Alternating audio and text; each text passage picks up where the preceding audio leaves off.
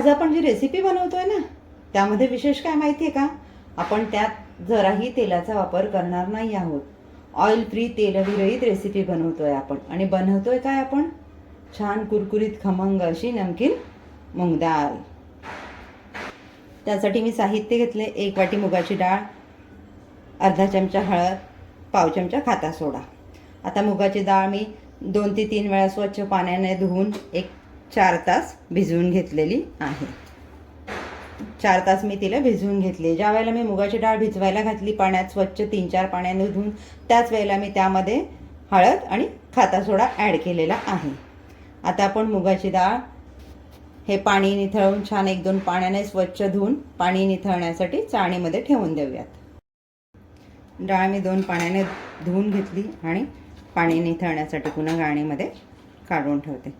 गाळणीमध्ये 5 ते 10 मिनटं मी तिला पाणी निथळण्यासाठी ठेवून देते. डाळ आपण चाळणीत काढून घेतली. 10 ते 12 मिनटं तिचं पाणी निथळून घेतलं. त्याच्यानंतर एका स्वच्छ कॉटनच्या कपड्यावर तिला या पद्धतीने मी पसरवून घेतले. फॅनखाली तिला आपल्याला अर्धा तास या पद्धतीने पसरवून ठेवायची आहे, म्हणजे त्यातलं पाणी निघून जाईल आणि डाळ आपली हलकी सुकेल. डाळ मी फॅनखाली छान अर्धा तास सुकवून घेतलेली आहे. आता आपल्याला पुढची प्रोसेस करायची. पण आपली डाळ रेडी आहे कसं ओळखायचं? डाळ हातात घ्यायची मुठीत आणि सोडायची. अगदी क्वचित 2-4 दाणे आपल्या हाताला लागलेत म्हणजे आपली डाळ आता रेडी झालेली आहे. आता मी गॅसवर पॅन ठेवून घेतला. पॅन छान गरम करून घेतला. गॅसची फ्लेम स्लो केलेली आहे. आता मी यातली अर्धी डाळ यामध्ये घालून घेणार आहे. आता आपल्याला गॅसची फ्लेम स्लो ठेवायची आहे, म्हणजे आपल्याला छान मंद आचेवर आपली डाळ कुरकुरीत होईपर्यंत पॅनमध्ये तिला परतून घ्यायची आहे. पण आपण इथे एक गोष्ट लक्षात घ्या, तेलाचा वापर जरा देखील करत नाही.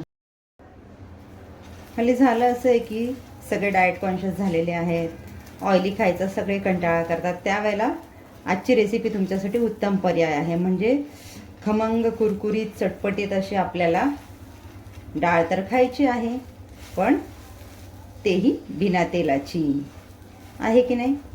डाएट फ्री रेसिपी आपली. डाएटवाले हे अगदी आनंदाने मनसोक्त हे डाळ खाऊ शकता. आणि मेन म्हणजे आपण मुगाची डाळ वापरतो आहे, त्यामुळे लहान मोठे सगळे चवीने आणि आवडीने खातील अशी आजची रेसिपी आपली आहे. पॅनमध्ये किंवा कढईमध्ये आपण ज्या वेळेला डाळ घालतो ना, त्यावेळेला तिला सतत हलवत राहा, जेणेकरून ती खाली चिकटणार नाही. यामध्ये आपण तेलाचा वापर जरा देखील केलेला नाही, त्यामुळे ही काळजी घ्यायची.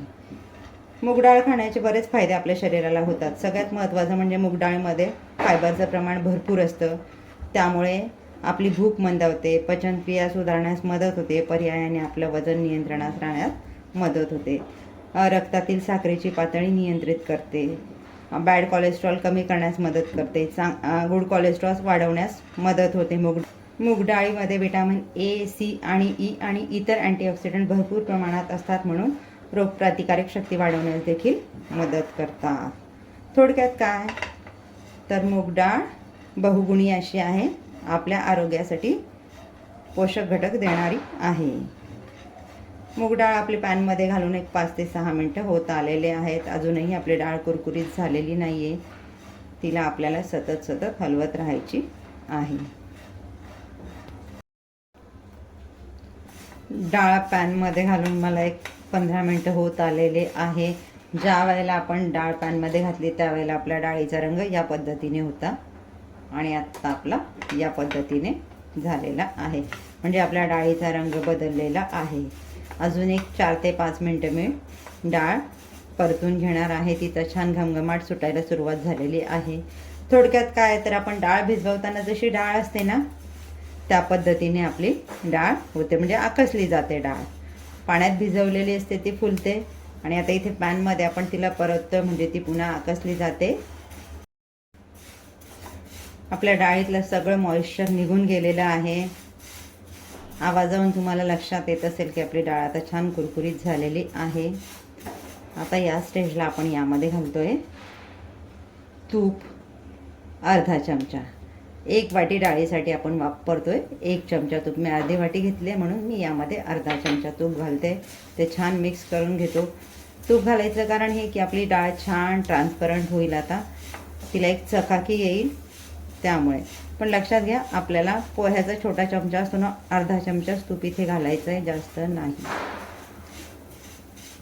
परत आपल्याला ही 2 मिनटं छान परतून घ्यायची आहे, म्हणजे तिला छान चकाकी येईल आणि खातानाही एक खमंग कुरकुरीत अशी टेस्ट आपल्याला जिभेवर रेंगाळत राहील. डाळीत तूप घालून 1-2 मिनटं मी डाळ परतून घेतली आहे. मला एक साधारणतः इथे 20 ते 22 मिनटाचा वेळ लागलेला आहे. हा वेळ कमी जास्त होऊ शकतो. आता मी ह्या स्टेजला गॅस घालून देते आणि यामध्ये घालून घेते चवीनुसार मीठ. पण एक गोष्ट लक्षात घ्या, आपण गॅस घालून मग याच्यामध्ये चवीनुसार मीठ घालून घेतोय. डाळ आपली छान रेडी झाली. गार होण्यासाठी एका भांड्यामध्ये मी आता काढून घेते आणि याच पद्धतीने मी दुसरी बॅच देखील रेडी करून घेते. डाळ आपली छान पॅनमध्ये भाजून झालेली आहे, अगदी हलकी गरम आहे. तुम्हाला या स्टेजला खाण्यासाठी ठेवायची असेल तर ठेवू शकता. यामध्ये आपण मीठ घातलेलं आहे.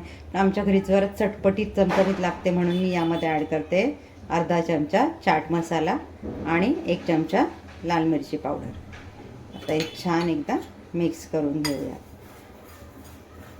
हे जर हलकं गरम असेल ना, त्याच वेळेला यामध्ये ॲड करा, म्हणजे या पावडर मसाल्यांची कोटिंग त्याला छान बसेल आणि खाताना एक छान टेस्ट येईल.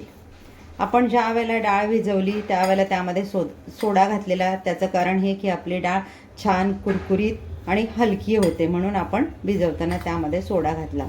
मी तुम्हाला वाटीचं प्रमाण सांगितलं. वजनी प्रमाण बघाल तर मी एक 200 ग्रॅम डाळ घेतलेली. त्या 200 ग्रॅम डाळीसाठी मी 1 चमचा तूप वापरलेलं आहे.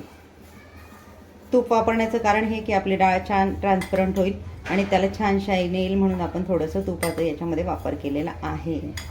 आपली डाळ छान मिक्स करून झालेली आहे.